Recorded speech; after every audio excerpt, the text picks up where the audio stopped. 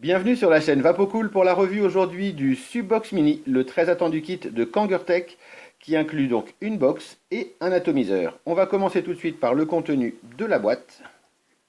Boîte qui est d'ailleurs très bien faite.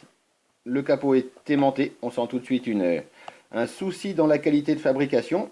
À l'intérieur de la boîte donc, le mode d'emploi, il est en anglais et en français. En français, il y a des fautes de traduction, mais il est très bien rédigé malgré tout.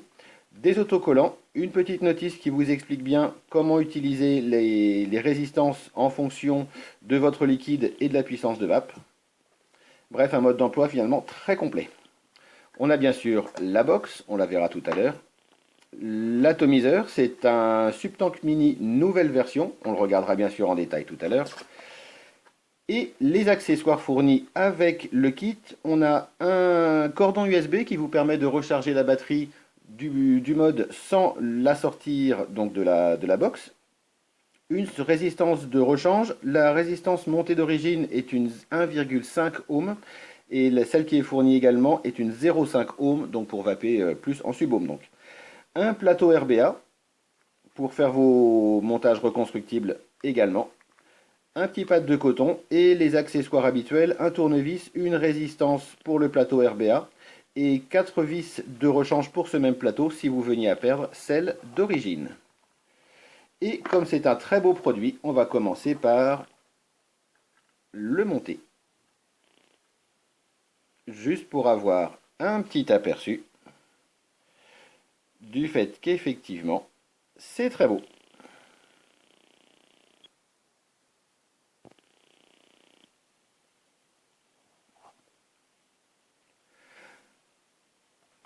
Kangertech a très clairement fait un très beau produit.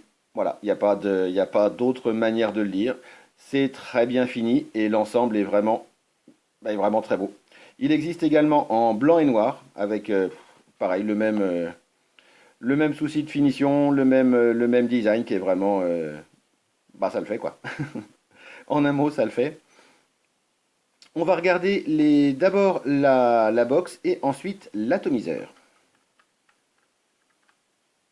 C'est vrai que c'est rare de trouver des produits qui laissent un petit peu sans voix. C'est vrai que c'est vraiment très joli. La box donc, on a ici donc la version noire avec les boutons et le logo façon Lamborghini en rouge. Excellente finition sur cette box. Le noir sur la box comme sur l'atomiseur est en céramique alimentaire. Aucun souci donc d'hygiène ou aucun souci sanitaire dans l'utilisation de ces produits, même s'ils ne sont pas en métal brut, on va dire. Sur la box donc, on a la première face avec le logo simplement. Sur la première tranche, les évents habituels à Kangertech, on va voir les batteries au travers. Et la tranche avec le bouton de marche-arrêt, très agréable. Il ne bouge pas. On sent très bien le clic quand on met en marche. C'est très bien fini. L'écran, on le verra tout à l'heure également. Et le plot USB, donc pour recharger la batterie sans la sortir de la box. Et je le redis encore une fois, on peut vaper et recharger en même temps. Le plot 510 n'est pas réglable, c'est un plot 510 fixe. C'est un des reproches que l'on pourra faire à cette box. Le plot 510 n'est ni réglable ni monté sur ressort. Ça s'ajuste parfaitement avec le tank bien sûr qui est fourni d'origine. Ça s'adaptera très bien à la plupart des réservoirs. Si vous avez un réservoir dont le plot est lui-même réglable, eh ben, vous ferez le réglage sur le réservoir. Sinon, bah, il est possible que ça s'ajuste plus ou moins bien. Ça s'adapte bien la plupart du temps, mais c'est un petit bémol sur cette box. Un plot au moins réglable ou dans l'idéal monté sur ressort aurait été préférable. Pour insérer la batterie, c'est extrêmement simple. En bas de la box, il y a une petite encoche. Il suffit de soulever cette partie pour la détacher. Elle est très bien maintenue par 4 aimants. Ça tient très bien et c'est très facile à enlever. Pour mettre la batterie, on l'insère dans le sens inverse de celui d'habitude. Par rapport au plot 510, le négatif est en haut. Donc on insère le plot négatif en haut et la batterie par contre s'insère très bien. Comme d'habitude, mettez une bonne batterie qui tient au moins 20 ampères en décharge. Par exemple ici l'Efest en 3100 mAh, Efest Purple donc. Elle est disponible en boutique et c'est une très bonne batterie qui a l'avantage également de vous laisser une très bonne autonomie. On va revenir un petit peu sur les accessoires, puisque si vous mettez le couvercle, c'est moins joli et c'est vrai que ça tranche avec tout le reste. C'est l'intérêt des, on va les retrouver, des autocollants qui sont fournis avec le kit. On va les ressortir, voilà. Pour que ce soit vraiment très joli, vous collez un autocollant donc sur votre batterie, dans la longueur ou dans la largeur. Et comme ça, une fois que vous aurez remis votre capot, bah vous aurez le même rouge, on va le placer bien, que le reste de la box. C'est un petit détail, mais c'est très bien pensé encore une fois. Quand on met la batterie, donc la box s'allume bien entendu. Ici, elle clignote à 9,9 ohms pour signaler qu'il n'y a pas d'atomiseur, ce qui est le cas. On va mettre l'atomiseur dessus pour vous montrer le fonctionnement de cette box. Il est extrêmement simple et bien pensé avec quelques nouveautés en particulier qui sont les bienvenues. Pour allumer ou éteindre la box, on appuie 5 fois sur le bouton marche arrêt. C'est un classique. Ça affiche off et c'est éteint. Si vous appuyez sur le bouton, ça vous rappelle qu'elle n'est pas en marche. C'est en fait la position arrêt sur cette box se rapproche beaucoup d'une position veille. Et c'est assez pratique, il n'y a pas de veille en soi sur cette box. Par contre, il y a justement ce rappel du fait qu'elle est éteinte, qui revient en fait à une position veille. Pour la rallumer 5 fois à nouveau, 1, 2, 3, 4, 5, Kangertech, et c'est prêt à vaper. Encore une fois, la box n'a pas de mode pause, mais le mode de marche arrêt est très très bien prévu, en particulier par la rapidité avec laquelle elle est disponible une fois qu'on l'a allumée. Ça, c'est un premier point que peu de box ont finalement et qui est très agréable. L'écran est très lisible, extrêmement lisible même, il est pas mal en recul par rapport à la fenêtre. Et du coup, vraiment, faut le regarder bien en face. Si on le regarde de biais, c'est un petit peu plus flou sur les parties basses. Mais quand on le regarde bien en face, même en plein soleil, on voit parfaitement l'écran. Et ça, c'est encore une fois un point positif. Sur cet écran, le niveau de charge de la batterie, la tension en volts, la résistance en ohms et la puissance demandée, bien sûr. La box va de 7 à 50 watts par incrément de 0,1 watts. À chaque fois qu'on appuie sur le bouton bas, on descend. À chaque fois qu'on appuie sur le bouton haut, on monte. Jusque là, c'est très classique. Ce qui est plus intéressant, Kangertech a eu une très très bonne idée sur ce coup-là. Quand on garde un bouton appuyé, ça descend d'abord par dixième et ensuite par unité complète. Là, on est descendu à 7 watts. Quand je vais appuyer et maintenir le bouton plus appuyé, ça va d'abord faire 7,1, 7,2, 7,3 et arriver à 8. Ça fera 8, 9, 10, 11, 12 directement. Voilà. Ça, c'est super pratique. C'est très simple. Ça paraît presque idiot à dire. C'est la seule box que j'ai vue qui fonctionne comme ça. Et c'est super pratique pour le réglage. C'est bien plus agréable que plein de chiffres qui défilent à toute vitesse. Voilà, là c'est super clair. Si on veut s'arrêter à une position 25, on s'arrête à 25 et on est à 25 piles. C'est génial. Voilà, d'un point de vue ergonomie, c'est juste très très bien trouvé. Autre réglage donc sur cette box, si on appuie sur les deux boutons en même temps, le bouton plus et le bouton moins, on va inverser la position de l'écran en mode droitier ou en mode gaucher. Si on rappuie bien sûr, on revient sur la position de départ. Et on a fait le tour du fonctionnement de cette box. Au niveau de la vape, c'est une vape qui est très lisse. Elle accepte les résistances à partir de 0,3 ohms, donc pratiquement toutes les résistances. La vape est très lisse, très agréable. La puissance affichée correspond vraiment bien à la puissance de sortie. C'est voilà, une très très bonne box. Elle est simple, elle est complète. Au niveau poids, elle fait 110 grammes sans la batterie, donc à peu près 200 grammes avec. Ce qui en fait un produit relatif. Bon, c'est pas très léger, C'est beaucoup plus lourd par exemple qu'une stick, sans être excessivement lourd. C'est un produit qu'on a bien en main. Et au niveau de l'ergonomie, le fait que les deux bords soient arrondis, ça tient très très bien dans la main. Le surfaçage en céramique est très agréable, c'est très doux. Ça ne prend pas trop les traces de doigts, un petit peu, mais vraiment très très peu. Et c'est une box qu'on a vraiment très très bien dans la main, que l'on appuie avec l'index ou que l'on appuie avec le pouce. L'ergonomie est donc très très bien pensée. Seul vrai regret sur cette box, quand même, le Plo 510, on aurait vraiment préféré qu'il soit réglable, même s'il est très bien conçu. On va passer à la revue de l'atomiseur. L'atomiseur, c'est un Subtank Mini version 2. Pourquoi version 2? Le plateau RBA, qu'on reverra tout à l'heure, a été changé et le flux d'air a été changé. Là où la version 1 avait une grande fenêtre de réglage pour le flux d'air, on a ici une fenêtre un petit peu plus petite de chaque côté. Le Plo 510 est fixe également, il est plaqué or, c'est de l'acier inox plaqué or, donc on aura un très très bon contact avec les box. Et la finition est encore une fois excellente. Les joints sont assortis au rouge bien sûr de la box. Ça fait vraiment un très très beau produit. On va regarder cet atomiseur en détail. Donc le Plo 510 plaqué or mais fixe. Pour régler le flux d'air, c'est très simple. On tourne la bague en bas de l'atomiseur. Ici, on a le flux d'air ouvert au maximum. Donc les deux fenêtres sont grandes ouvertes. Dans cette position, on a un flux d'air très aérien, clairement, ça permet de faire de l'inhalation directe très agréablement. Et c'est bien adapté, en particulier si vous mettez les résistances de 0,5 ohms avec une puissance assez élevée, 30, 35, 40 watts. Là, le flux d'air est juste magique, très aérien.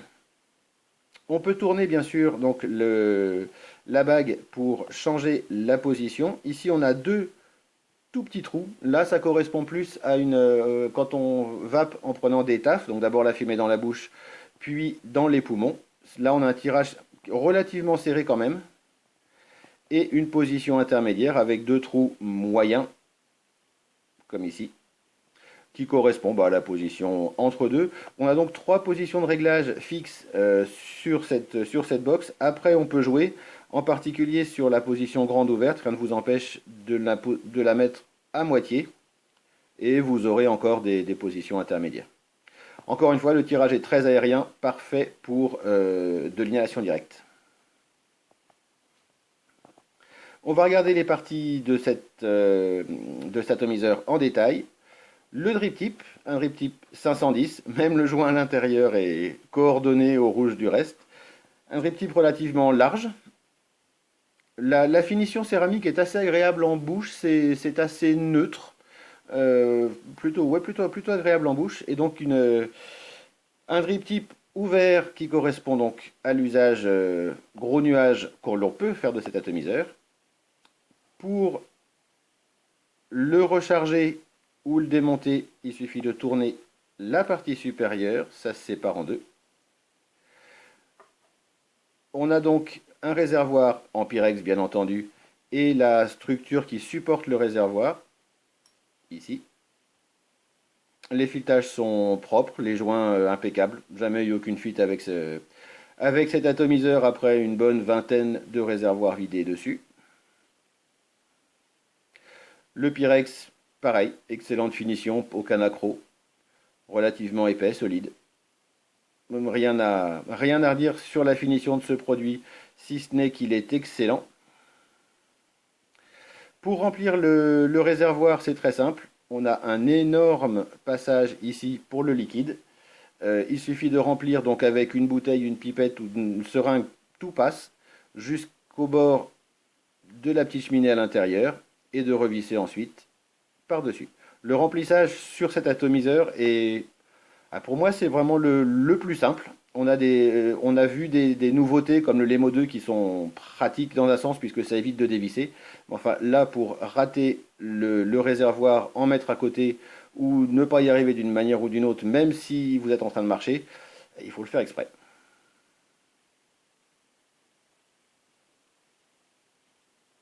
Très bon produit également sur ce point.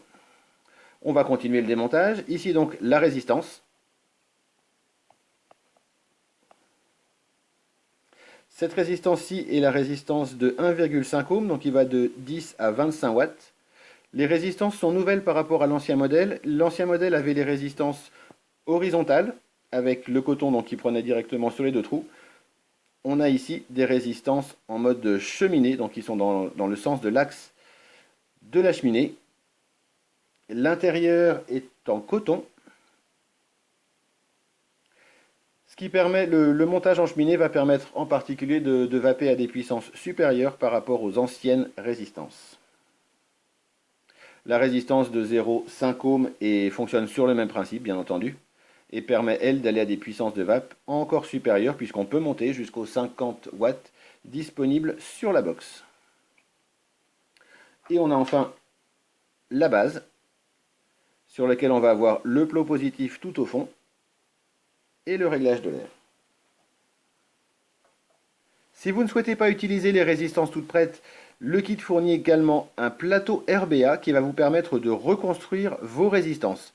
Ce plateau est inspiré de la version 1 du Subtank. Il est toutefois beaucoup plus simple à ouvrir et il fonctionne en fait beaucoup mieux. Sur la première version, on avait deux petites rigoles de chaque côté qui permettaient l'arrivée de liquide dans le plateau, mais qui étaient fiables jusqu'à un certain point. Et ensuite, les filetages étaient assez compliqués et assez durs, ce qui rendait le démontage de ce plateau assez pénible. Plus de soucis avec ça. On a ici une petite vis qui maintient la cheminée du plateau.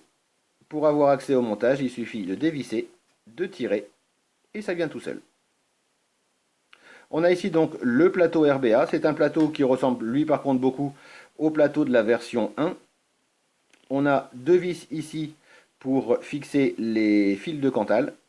Une grosse arrivée d'air juste en dessous. Et on va faire le montage tout à l'heure, mais c'est un plateau qui est extrêmement simple, probablement un des plus simples et des plus efficaces en fait du marché. Excellent plateau RBA. Donc pour remonter ce plateau, très simple, il suffit de remettre la cheminée, mettre un petit coup de vis sans trop serrer, et c'est prêt. Gros progrès, c'est le gros progrès à mon sens de la version 2 du Subtank. Une nette amélioration du plateau RBA. Et on va voir tout de suite le montage de ce plateau. Et voilà, on revient donc en gros plan pour le montage du plateau RBA. Pour installer ces résistances, c'est extrêmement simple. Il suffit de prendre donc les deux fils de Cantal, de les placer dans les petites goulottes et de resserrer la vis. Vraiment, c'est plus simple, on ne fait pas. Pour installer le coton, extrêmement simple également. On prend donc un petit morceau de coton. Là, j'ai pris du coton standard, du coton tout bête. On va placer le coton donc dans la résistance. On va prendre le haut du plateau. Là, j'ai enlevé le petit capuchon. On place le coton dans le haut de la cheminée, ce qui est toujours aussi pas facile à faire à la caméra, mais voilà, parfait. On va placer la petite encoche de la cheminée dans la vis et on peut refermer directement. Voilà, comme ça c'est verrouillé, la cheminée ne bougera plus.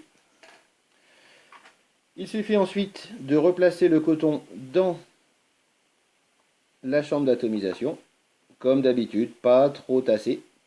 Ici, pas besoin de se préoccuper de laisser une petite goulotte à ce niveau-ci, puisque, on va le voir, le coton est directement imbibé par les énormes trous de la chambre.